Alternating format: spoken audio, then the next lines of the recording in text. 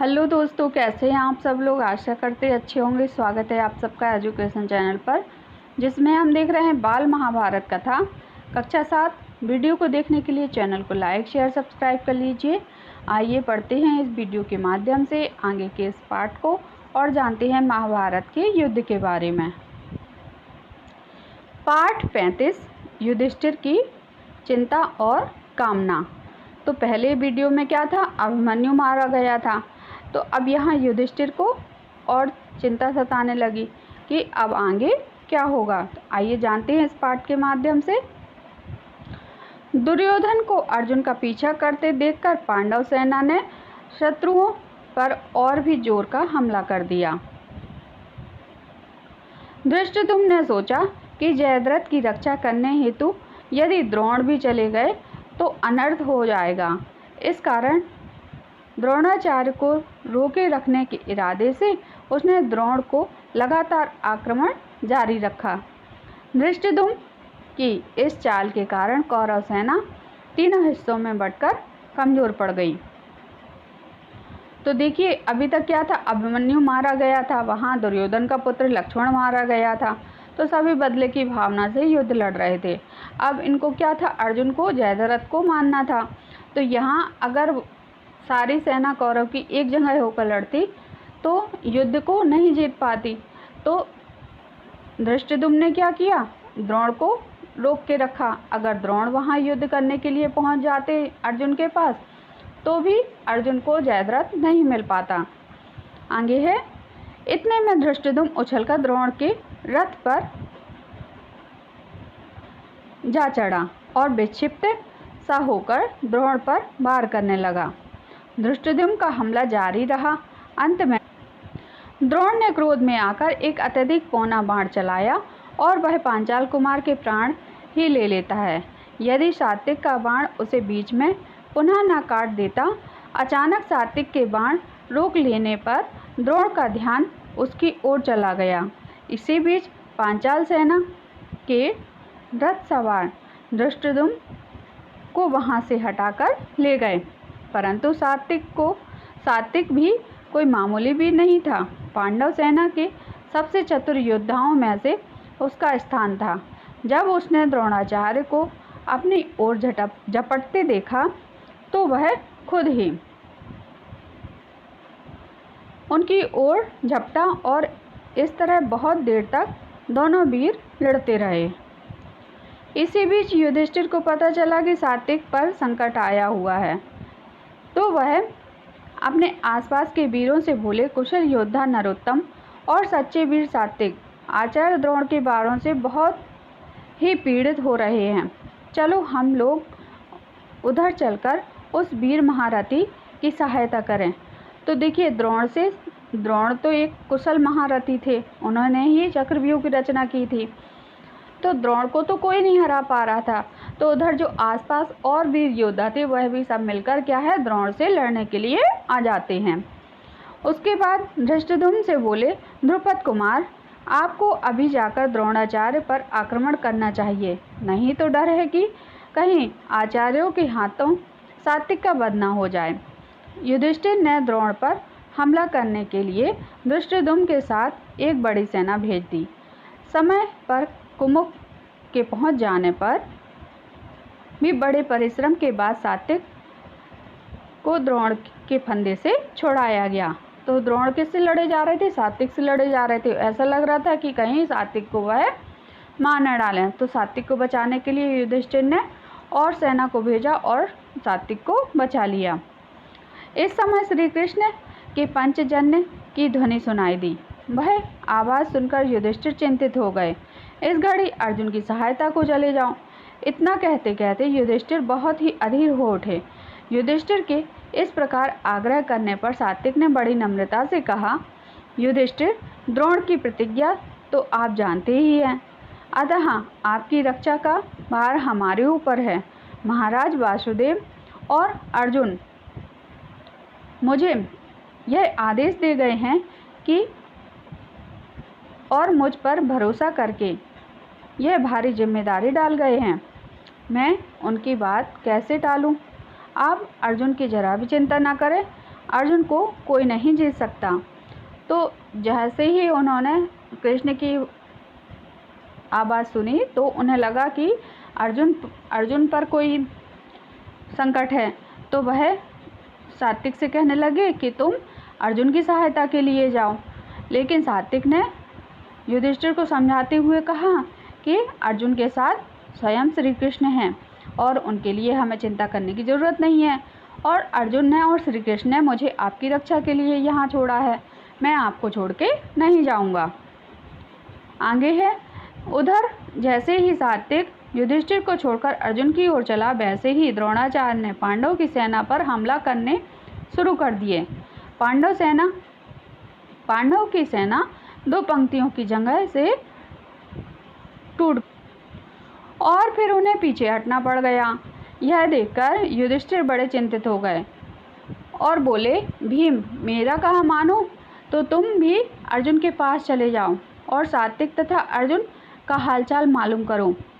इसके लिए जो कुछ करना जरूरी है वह करके वापस आकर मुझे सूचना दो। मेरा कहना मानकर ही सात्विक अर्जुन की सहायता को कौरव सेना से युद्ध करता हुआ गया है।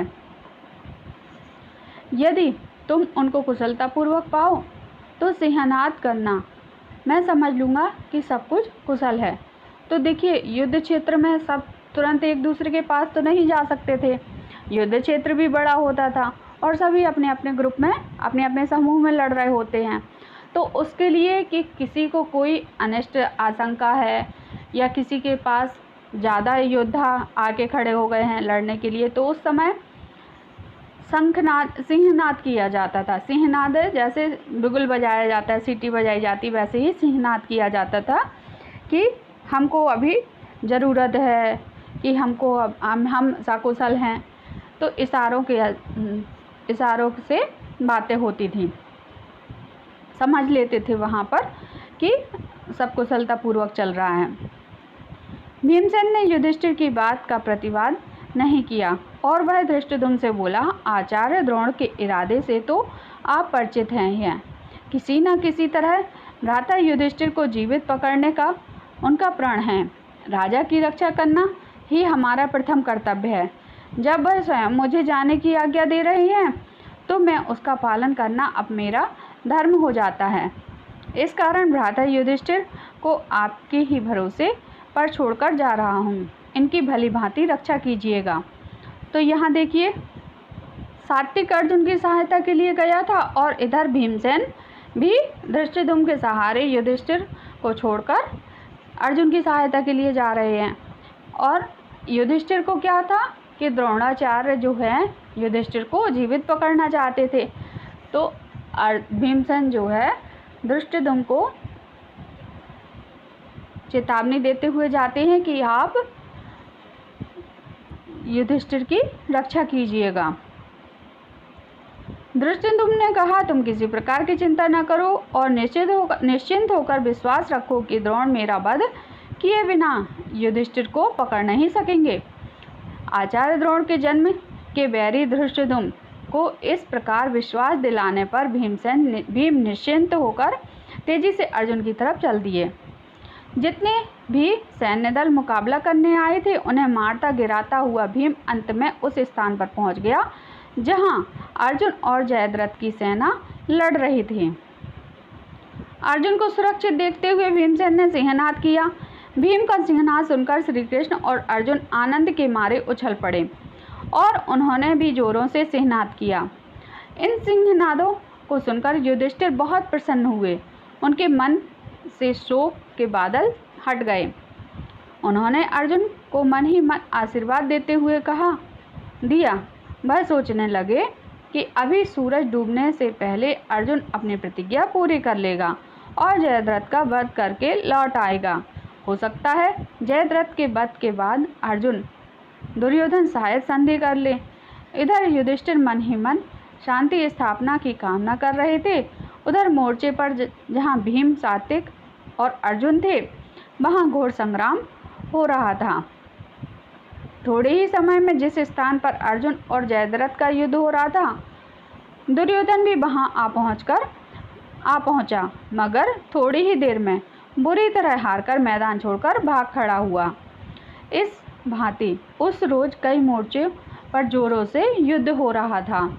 तो देखिए अब क्या हुआ, अर्जुन की सहायता के लिए सात्विक भी पहुंच गए और भीमसेन भी पहुंच गए। तो यहाँ दुर्योधन ने सोचा कि अर्जुन के साथ इतने सारे लोग लड़ रहे हैं तो वह भी जयद्रथ की रक्षा के लिए पहुंच गया, लेकिन वह तो हार कर तुरंत ही वहां से भाग खड़ा हुआ। द्रोण ने कहा, बेटा दुर्योधन, तुम्हें हिम्मत नहीं हारनी चाहिए। तुम जयद्रथ की सहायता के लिए जाओ और वहाँ जो कुछ करना आवश्यक हो वह करो, जो कुछ आवश्यक हो वह करो। आचार्य के कहने सुनने पर दुर्योधन कुछ सेना लेकर फिर से लड़ाई के उस मोर्चे पर चल पड़ा जहां अर्जुन और जयद्रथ में जोरों की लड़ाई हो रही थी। उस दिन भीम और कर्ण ने जो युद्ध हुआ वह एक रोमांचकारी घटना के रूप में वर्णित है। भीमसेन उत्तेजना और उग्रता की प्रतिमूर्ति सा दिखाई दे रहे थे। कर्ण जो कुछ करता धीरज और व्यवस्था के साथ शांत भाव से करता, किंतु भीम को तो थोड़ा सा भी अपमान असहाय हो जाता। दोनों ही बड़े वीर थे। वे एक दूसरे पर झपटकर आघात करने लगे। भीमसेन को उस समय पिछले घोर अपमानों, यातनाओं और मुसीबतों की याद आई जो उसे, उसके भाइयों और द्रौपदी को पहुंचाई गई थी। प्राणों का मोह छोड़कर वह लड़ने लगा। उस समय भीमसेन का घाव से भरा हुआ शरीर धधकती हुई आग सा प्रतीत हो रहा था। तो भीमसेन को क्या है, गुस्से से तमतमाया हुआ था और युधिष्ठिर क्या है, व्यवस्थित होकर युद्ध लड़ रहे थे। युद्ध के नियम कायदे के अनुसार युद्ध लड़ रहे थे, लेकिन भीमसेन को तो सारी अपनी पुरानी यादें उसकी ताज़ा हो गई थी, पुराने घाव उसके फिर से हरे हो गए थे और वह बदले की भावना से लड़ रहा था। कर्ण और भीम के युद्ध में इस बार भीमसेन के रथ के घोड़े मारे गए, सारथी भी कटकर गिर पड़ा, रथ टूट फूट गया और धनुष भी कट गया। भीम ने ढाल तलवार ले ली और जान झोंक कर लड़ने लगा। पलक झपकते ही कर्ण ने उसकी ढाल के भी टुकड़े टुकड़े कर दिए। जब ढाल भी न रही तो कर्ण ने भीम को खूब परेशान किया। इससे भीम बहुत ही पीड़ित हुआ। उसे असीम क्रोध आया। वह उछलकर कर्ण के रथ पर जा कूदा। कर्ण ने रथ के ध्वज स्तंभ की आड़ में भीमसेन को झपट लिया।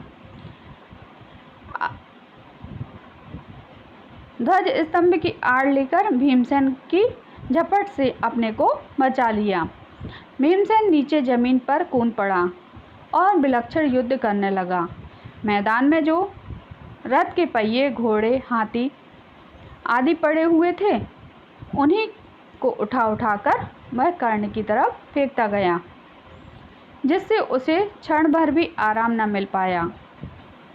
उस समय कर्ण चाहता तो वह भीम को आसानी से मार सकता था, पर निहत्थे भीम को उसने मारना नहीं चाहा। माता कुंती को दिया हुआ वचन उसे याद था कि वह अर्जुन के अतिरिक्त किसी को भी युद्ध में ना मारेगा। तो कर्ण ने प्रतिज्ञा ली हुई थी कि वह युद्ध के समय पांचों पांडवों में से सिर्फ अर्जुन को ही मारेगा, बाकी किसी को वह मारेगा नहीं। युद्ध जरूर करेगा लेकिन किसी को मारेगा नहीं। तो वह अपनी वचनबद्धता के कारण भीम से युद्ध कर रहा था, लेकिन भीम को मार नहीं रहा था। तो यहाँ हमारा ये 35 पार्ट भी समाप्त होता है। यहाँ हमने महाभारत के और आगे के युद्ध के बारे में जाना। आगे की वीडियो में प्रश्नों के उत्तर को करेंगे इस पार्ट के। इसको हम यहीं समाप्त करते हैं। धन्यवाद।